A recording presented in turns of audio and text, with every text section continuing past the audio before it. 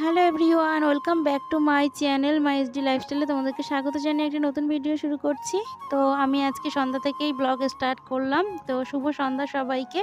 তো সন্ধ্যাবেলায় সবাই মিলে চা খেতে বসে গেছি, দেখতেই পাচ্ছো। তো দাদা এখানে বসে আছে আর আমরা একটু চা বিস্কুট তার সঙ্গে নিয়েছি হচ্ছে নিমকি, আর তোমাদের দাদাভাইকে করে দিয়েছি হচ্ছে দুধের চা। ও তো একদম লিকার চা খেতে ভালোবাসে না, বলে কি শ্বশুরবাড়িতে এসে তো লিকার চা খাওয়া কোনো মতেই আমার দ্বারা সম্ভব না। তো ওকে দুধ চা করে ঘরে দিয়ে আসলাম, আর আমরা এদিকে লিকার চা নিমকি আর বিস্কুট খেয়েছি। আর সবাইকে আর শেয়ার করতে পারলাম না, আরও বড়দা বৌদি সবাই আছে। তো সবাই মিলে বেশ গল্প করছি আর খাচ্ছি। আর এদিকে তোমাদের দাদাভাই করছে হচ্ছে আমার দাদার কাজটা। তো আমার দাদাই সন্ধ্যাবেলা, হ্যাঁ, আমরা গেলে বাজারে গিয়ে একটু সন্ধ্যার খাবার দাবার নিয়ে আসে। যেহেতু উঠতে পারছে না, তো তোমাদের দাদাভাই বাজারে গেছিলো, বাজার থেকে নিয়ে এসছে ডিমের চপ আর তার সঙ্গে ফুলুরি। তো এই দেখো এখানেও সবাই মিলে আবার গল্প সল্প করছি। তো সবাইকে বলেছিলাম, বললো খাবে না, লাস্টে সবাই একটু একটু করে ভেঙে ভেঙে খেয়েছিলাম। তো ফ্রেন্ডস, আমাদের সন্ধ্যা টিফিন খাওয়া কমপ্লিট হলো। খেলাম হচ্ছে ডিমের চপ, ফুলুরি। একটু হাই করে দাও সবাইকে। সৃজা হাই করো। তো দাদার শরীর খারাপ, তার জন্য একের পর এক সবাই আসতেই আছে। এই যে চলে এসছে আমার বোন আর বোনাই, দুজনাই দেখতে এসছে।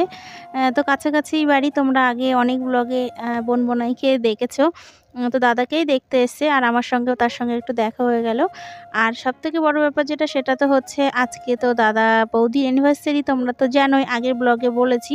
তো তেমন কিছু হয়তো করতে পারিনি, তবে একটু পায়েস করেছিলাম, আর তার সঙ্গে ছোট্ট একটা কেক নিয়ে এসে রাত্রিবেলা একটু সেলিব্রেট করা হচ্ছে। সেটা আর তোমাদের সঙ্গে শেয়ার করা হয়নি। তো আমার পায়েসটা রেডি হয়ে গেছে, পায়েসটা খেতে কিন্তু দুর্দান্ত হয়েছিল। তো এটুকুই করতে রাজি হচ্ছিল না, তো কোনো রকম আমি জোর জবরদস্তি করে করেছি। বৌদি মোটেই রাজি ছিল না। আমি বলছি তো কী হচ্ছে, দাদার শরীর খারাপ, এইটুকু আনন্দই থেকে যাবে। গুড মর্নিং, কেমন আছো সবাই? পরের দিন সকাল থেকে আবার ব্লগ শুরু করলাম। কালকে তো একটু শ্যুট করেছিলাম, পুরোটা তবুও করতে পারিনি, সামান্য একটু শ্যুট করেছিলাম। তারপরে এত গরম লাগছিল, আর শ্যুট করা হয়নি। তো যাই হোক, এখন বাজে হচ্ছে সকাল 11:30। আমরা কিছুক্ষণ আগেই ফিরলাম, মানে ওই 9:30 10টার দিকে ফিরেছি। রৌদ্রের জন্য সকাল সকাল বেরিয়ে পড়েছি। তো সকালবেলা একটু চা আর পায়েস খেয়ে বেরিয়ে এসেছি, ভাতও খাইনি। তো এখন এখন জোরদার খিদে পেয়ে গেছে তোমাদের দাদা ভাইয়ের আমার। বাইরে রাখো। তো এখন রান্নাঘরের দিকে যাই, কিছু একটু বানাই, ঠিক আছে? আর সাবান দিস না, ওই দেখো শিগগির বের করা যায়।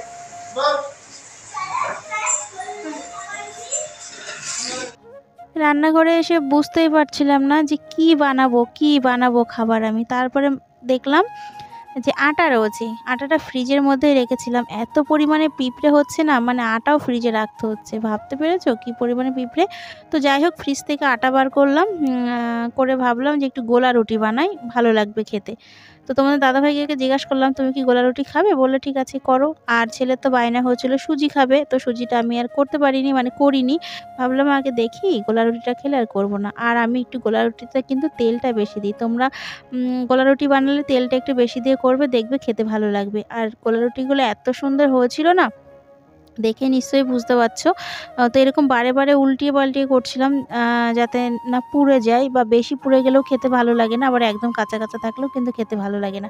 তোমাদের দাদাভাই খেয়ে বলছে, বাহ দারুণ হয়েছে। তো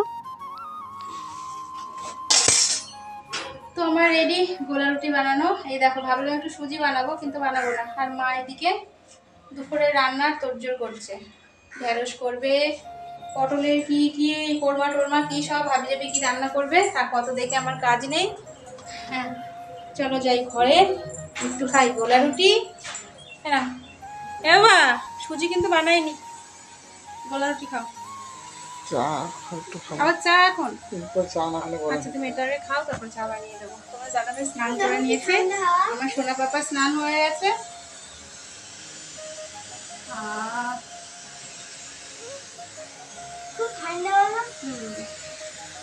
ফ্রিজে জল রেখেছে মা, চলো খেয়ে নি।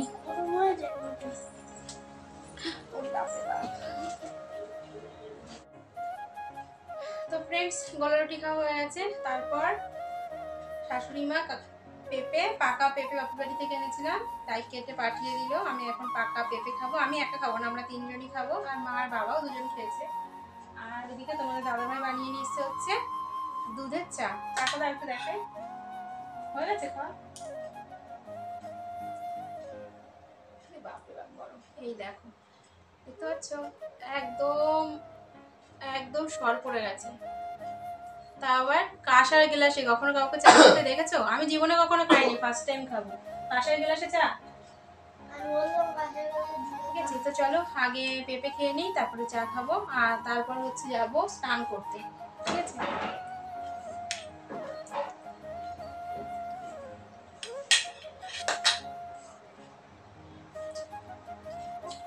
বিশাল মিষ্টি তো, হেভি মিষ্টি। চলো খেয়ে। তো ফ্রেন্ডস, আমি স্নান করে চলে এলাম, আর আজকে শ্যাম্পু করলাম। স্নান করে এসে তারপর হচ্ছে গোপুর প্রসাদ তুললাম। আমার সোনা পাপা পুজো করেছে। ঠিক আছে, তো এখন একটু হাওয়াতে বসে আছি, চুলটা শুকিয়ে গেলে তারপর লাঞ্চ করব। প্রচণ্ড গরম বাইরে, মানে কোনো রকম বেরোনো যাচ্ছে না। মায়ের ওইদিকে রান্নাবান্না সব কমপ্লিট হয়ে গেছে, মা যাবে হচ্ছে এখন স্নান করতে। ঠিক আছে, তো চলো একবারে খাওয়া দাওয়া করে নিয়ে তারপরে আসবো। তো স্নান করে এসেই ছেলের জন্য ভাত নিয়ে চলে এলাম, আর ও খাচ্ছে হচ্ছে আলু সেদ্ধ, ঘি, আর তার সঙ্গে তেলাপিয়া মাছ ভাজা। ওকে খাইয়ে নিয়েই তারপরে আমরা খাওয়া দাওয়া করে নেব।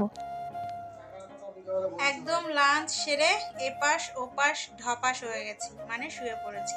এখন টানা একটা ঘুম দেবো, যেহেতু সকালবেলা অনেক সকালে আজকে ঘুম থেকে উঠেছি। ওই ধরো 6:30 7টা নাগাদ ঘুম থেকে উঠেছি, মানে বাড়িতে আসবো তার জন্য। আর বাড়িতে আসার পরে তো একদমই মনটা ভালো লাগছে না, ভীষণ খারাপ লাগছে দাদার জন্য।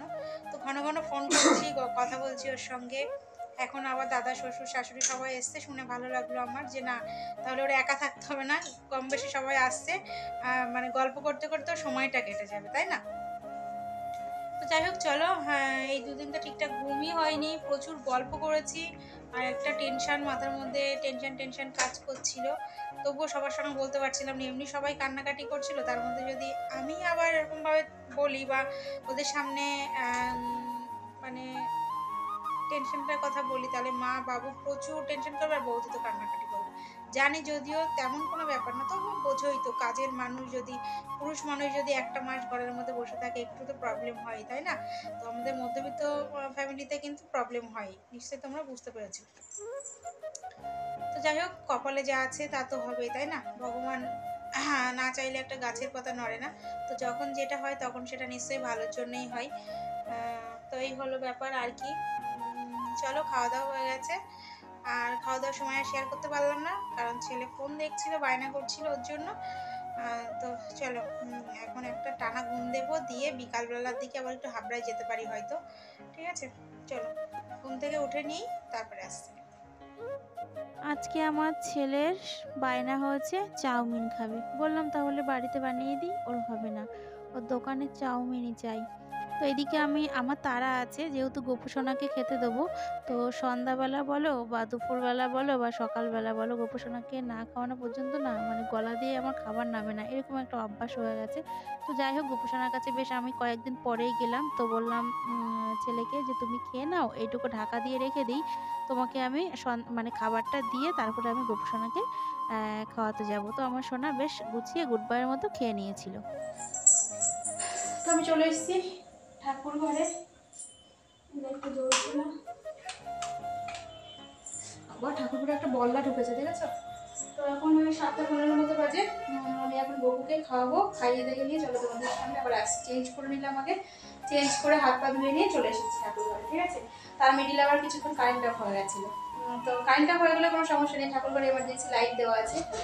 তো যাই হোক, ওরে বাপরে বাপ, বল্লাটা কি জ্বালাচ্ছে। চলো।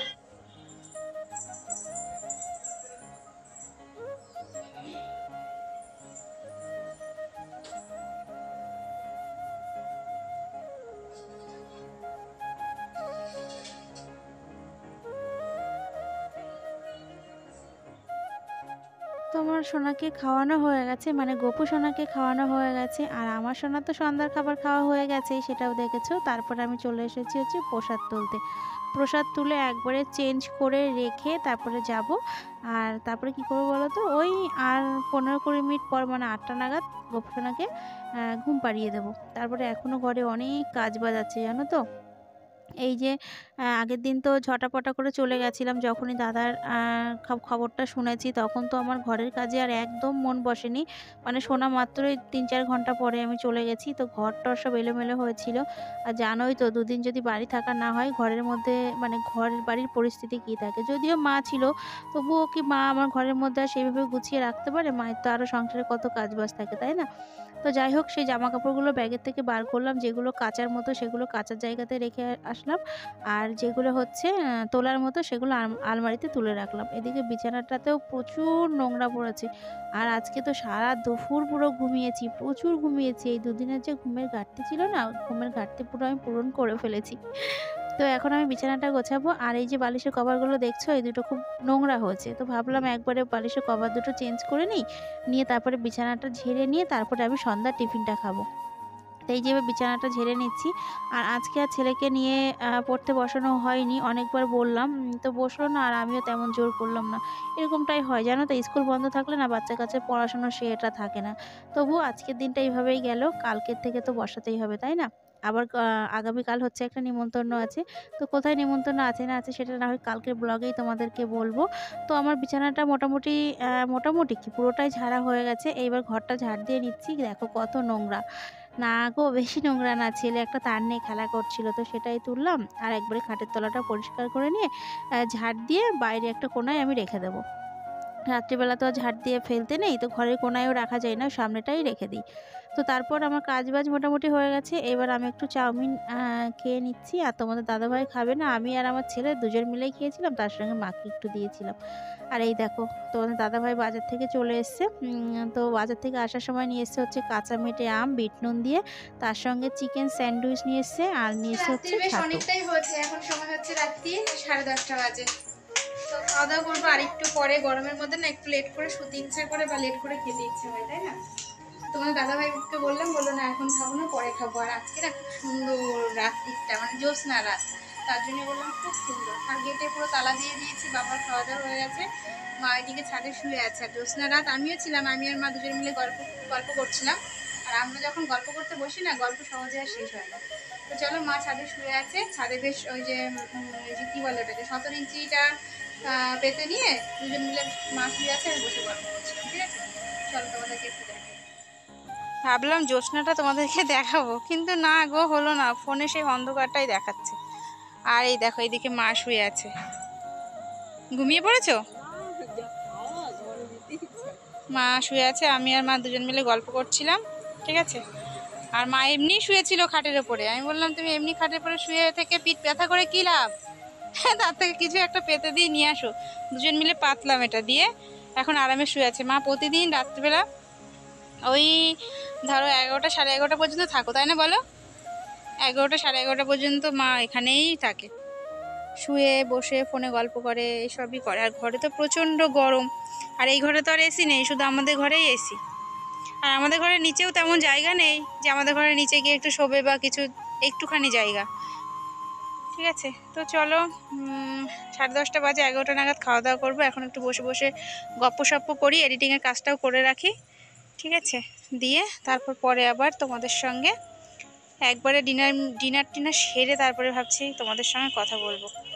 এই দেখো, এখানে কয়েকটা লঙ্কার চারা লাগিয়েছে। এগুলো কি আপনি লাগিয়েছেন লঙ্কার চারা? কোথার থেকে এনেছেন? নাকি মনা লাগিয়েছে লঙ্কার চারা? তাদের থেকে হয়েছে এত সুন্দর গাছ? তোমার মনে আছে সে বাবা একবার সেই ওই সাদা সাদা লঙ্কাগুলো এনেছিল, ছাদে ছিল, আমরা কাঁচা হ্যাঁ আলু সিদ্ধের সঙ্গে বেশ খেতাম, কি ভালো লাগতো না? গাছের থেকে তুলে তুলে টাটকা কত হয়েছিল। আর এখানে একটা তুলসী গাছ লাগানো হয়েছে। তোমার তুলসী গাছটা বেঁচে গেছে। হ্যাঁ, তাও বেঁচে গেছে। আজকে আমরা জল দেওয়া হয়নি, একটু জল দিয়ে দিই বলে 1 মগ মতো।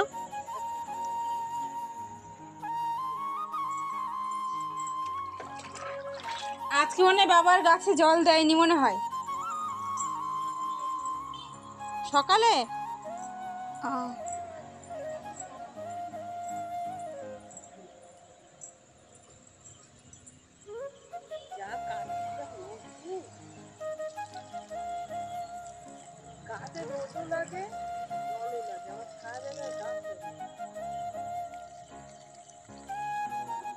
1 মগ মতো দিলেই হয়ে যাবে।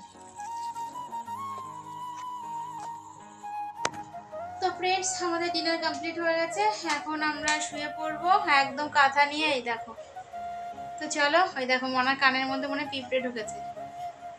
তো চলো, আজকের মতো ভিডিওটি এখানে শেষ করছি। তোমরা সবাই